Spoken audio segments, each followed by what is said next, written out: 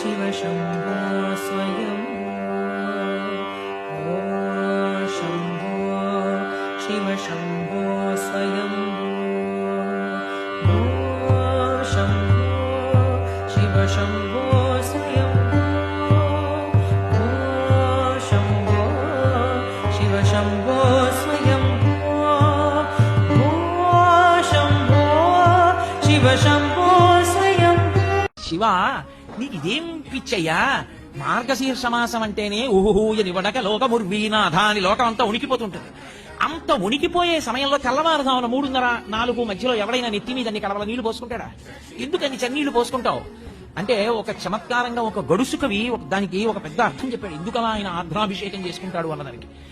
ఆయన మౌళే గంగా శశాంకౌ, ఈశ్వర మీకు తల మీద గంగుంది, ఒక పక్క చంద్రుడు ఉన్నాడు, ఇద్దరు చల్లటి వాళ్లే, చల్లగా ఉంటారు ఇద్దరు తలమించి జారుతూ. పోన్లే తలమించి జారుతూ చల్లగా ఉన్నా, ఏదో కింద వెచ్చగా ఉంటుంది ఒళ్ళు అనుకుందామా. పార్శ్వేవామే దయార్ద్ర హిమగిరి దుహిత, ఎడం చేతి పక్కన ఎప్పుడు లోకాల పట్ల దయ చూపించడంలో చల్లని తల్లి, పైగా హిమగిరి దుహిత మంచుకొండ కూతురు.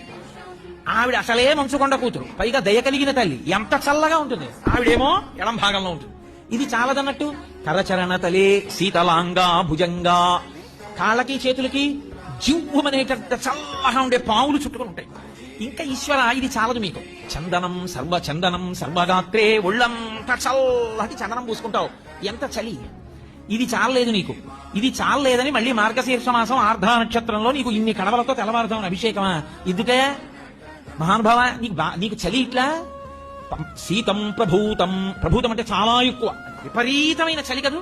మరి కనక సభానాథ, ఓ కనక సభానాథ, ఓ చిదంబరేశ్వరుడా, ఓ శివ, సోఢుంత్వ శక్తి, ఎలా భరిస్తావు? చిత్తే నిర్వేదతత్వే, అర్థమైందయా?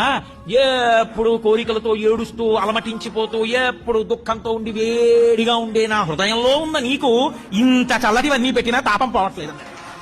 అందుకని శివానికి ఆర్ద్రాభిషేకం అన్నారు. సమస్త తాపోపశాంతి దేని వలన కలుగుతుందంటే ఆర్ద్రాభిషేకము చేత కలుగుతుంది.